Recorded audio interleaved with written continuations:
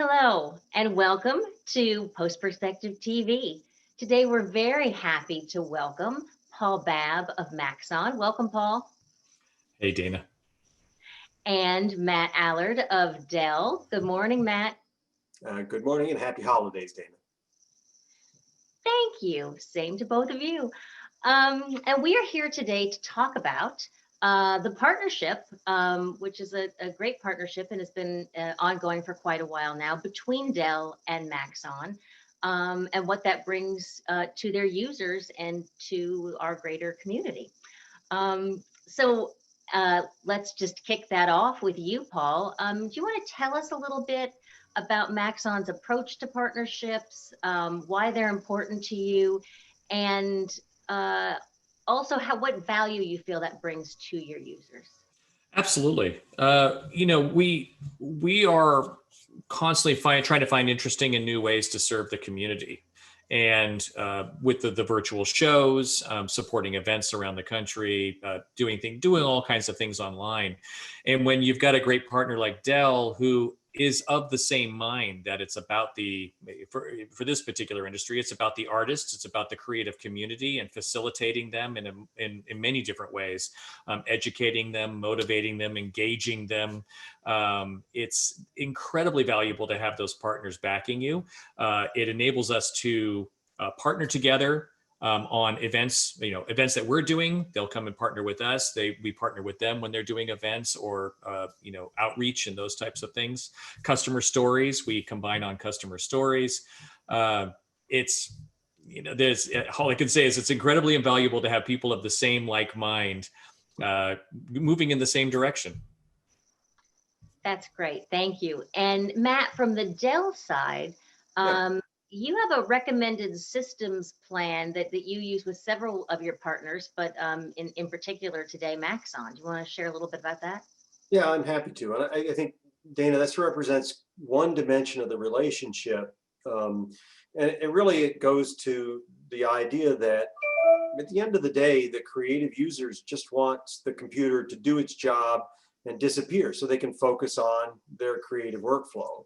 So our goal is to make that job easy. And I'll just briefly, share this. This is an example of the product recommendations for Cinema 4D. And we kind of set it up so you can get a machine based on the use case, kind of a rough use case under each one for fixed workstations, towers, and mobile. So a user can kind of figure out what's good, better, best, or the ultimate configuration based on the kind of stuff they do. It just makes it easier for them to find a machine that's going to do the job for them. And, one of the really nice things about precision is it's highly configurable, but that can be super confusing if all you want is a machine that's going to do the job for you. If you match this configuration, it'll get you right there. So that's really the intent, is to just make it simple for creators to find a machine to get their work done. And then picking up to the partnership, I think we would be remiss if we talked about your partnership at this point in 2020 and didn't talk about the year we've had behind us, remote workflows in particular. They were a request and a great thing to have in the past. They became a requirement this year. Could you both talk a little bit, and we'll start with you, Paul, about both your own company's workflows and how they help support remote workflows, but also in particular how the partnership benefited users in this crazy year? Yeah, it's been a very interesting year. I mean, if you had asked me last year at this time, how we would fare in a virtual working environment, I probably wouldn't been as positive. But getting thrown into it, it's surprising how people rise to the occasion and how and how the opportunities that come from it can be beneficial as well. I mean, I certainly, and I think we all miss being able to get together and see each other in person, and certainly that community engagement is great. The nice thing for us is that while we were doing this physical shows, we were incorporating a virtual show and aspect to it. So we were streaming our presentations from all of our shows anyway. So shifting to just streaming from one location, our office, and bringing the artists in remotely from their locations worked out really well. We were lucky enough to have an established audience. As you probably know, a small percentage of people really attend trade shows. And that was why years ago we started incorporating the streaming of our presentations, just so people who weren't coming to shows could have an opportunity to see those presentations. And shifting that to a virtual environment was great. We did get help from the couple of people who know what they're doing in terms of being able to bring artists from all over the world into that stream. But the effect was incredibly great. We also went through a merge this year. We merged with Red Giant, which was not final until January of this year. And That's right. yes, and we've been managing that merge and bringing our teams together in a virtual environment. And I'd say I'm incredibly surprised at how successful it's been. But there's a diligence to having to talk to people on a regular basis online. I think I talked to some of the people that were in my office more often and more meaningfully because we're engaged on the screen as opposed to just passing each other and rattling things off or overhearing things that they're going on. So there's positives and negatives to it. I mean, certainly we would love to get back to the in-person, but we've learned a lot from the virtual working environment. I can imagine. I think we've all learned a lot this year. And certainly, Matt, the power that was needed to power these remote workflows, the workstations really were called into play. Do you want to talk a little bit about how Dell was approaching things? Yeah, definitely. And I'll just say that, one of the reasons that, we so value the partnership with Maxon is because of exactly what Paul's talking about. Is they've got, a large audience, and they were already working in a way that was accessing those broader audience remotely and virtually. So it was really attractive when, we knew we were not going to be hitting trade shows and that kind of thing, to have someone who knew how to execute and knew how to still reach those customers with meaningful content. And in fact, we took advantage of that in, I guess it was April, and then I think again in July or August. We brought our virtualization expert, Gary Radburn, in to one of those sessions to talk about remote workflows for creatives, because people wanted to be able to continue working even though they couldn't be in the office together. And so what we've seen is really a continuum, that there has been a very clear market bump in workstation business. We've had a lot of people buying workstations to operate workstations at home. And so that's certainly one of the responses. And again, it works pretty well if it's you've got the space, or you could do your workflow on a mobile workstation. They're very powerful, so a lot of things you can do on them. But if you're doing a really top-end workflow and you need a big tower, that might not be so great on the kitchen table. And so then you start talking about remoting and virtualization. And again, because of the size and scale of Dell and our relationships, other partnerships with like Teradici, and of course VMware, the connection with VMware and Dell, we have this opportunity to build much more complete solutions for our big studio customers. And so, yeah, this has really changed the way that we approach business. And I'll echo Paul on, I see more of my Austin-based colleagues than I ever did in my remote office, given all of the video that we're using. And it's actually been great. It's given me, kind of more virtual face-to-face time than I had previously.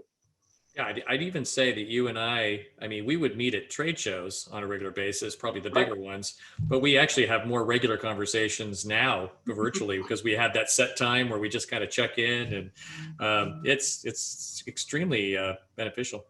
Yeah, it does help out a lot. Yeah. Okay. Yes, we besides those trade show meetings that we all used to have in the past, I think we're all seeing each other's faces on a more regular basis these days, which is nice.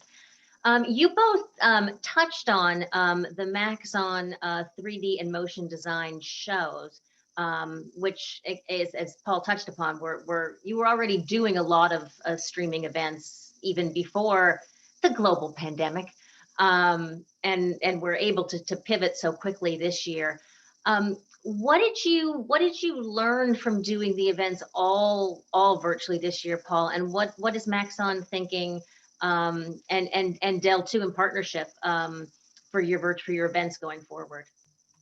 Um, I'd say the one thing we learned was when we do the streams from the shows, when the shows were live, we normally didn't incorporate a chat in that, because we were just basically giving people a bird's eye view of what was happening at the show. But we engaged the chat because we wanted to give people an opportunity to ask questions of the artists and have a live component to, for them to engage. But it was interesting how it was where people were craving that interaction with the community. And they did that through the chat. And we ended up at some point, I think we started out with 1 or 2 people, but we eventually had 5 or 6 people in the chat because there was a tremendous amount of engagement and questions and people wanting to engage with each other. And you'd still get that same commiseration. We would see some of the artists that come to the shows. There'd be side conversations going on. It was great. We also tried to do a virtual get together of the artists who were presenting after the shows. We would do something after hours to give them that same experience they would have at a trade show, where they'd all go to dinner together and be able to commiserate about the show. Those were really great. So that was another kind of what we learned about trying to recreate some of that camaraderie you get from doing a show in person. As far as what we're planning next year, it's we will plan on continuing the virtual shows. We will probably kick off in March. We will probably do a very big version of a show in April, because that's an important time for us. Even though NAB has moved their show to October, we probably still will do a more extended show in April, because the audience kinds of expects it. Mm-hmm. And since SIGGRAPH has gone virtual, or has announced they will be virtual in 2021, from that, I get that the earliest we might be doing an in-person show would be IBC in September. I don't think there's any other big shows in between there. Now, if the vaccines that are out there really kick in and we see a tremendous change in spring and a demand for it, and it's safe, we will certainly try to engage with customers and get out to some of those locations if some of those smaller shows come back. But I kind of anticipate we'll do the virtual shows. And if something happens and we get an IBC, then we'll do the virtual shows directly from IBC instead of doing it from our office. And so hopefully it'll be a seamless change, and the people who are enjoying the virtual show will still get to enjoy it, and those of us who are bopping out to the shows will get to hang out and enjoy each other again. Well, speaking on behalf, I think, of the 3 of us, fingers crossed for September in Amsterdam. Yeah. And as we are looking forward, and as it is that time of year, I think Paul's got something pine in the background there. Let's talk about the new year. And is there anything that you can tease, anything for the Dell Maxon partnership next year, and how that collaboration is going to move forward, or also maybe just a little sneak peek about what Dell and Maxon have coming up for next year? Well, I guess I can lead off on that. I think, I'm excited about, the kind of expanded nature of Maxon and their further integration. It gives us, the ability to, continue to add, more certification of the extensive software they've now got, and additional recommendations around the rendering and other effects that they've got, other capabilities they've got. For Dell, I can't really reveal anything, but I can tell you CES for us is always huge, and I expect it to be really big again this year. So pay attention to early January, because I know there will be a whole pile of new announcements from Dell at CES, as is normal for us. Yeah, and I can add that Matt and I are very much in line with the thinking that promoting our customers, promoting our artists is a way of getting our name out there, which is way better than I always say the painting is more interesting than the paintbrush. So when we talk up the painting, people want to find out more about the paintbrush, and so they hear about our tools through the great work that our artists create. And Matt and I have, we've introduced customers to each other. I can guarantee that we will continue to promote our customers through artists through customer stories, interesting stories that come out, and again, presentations.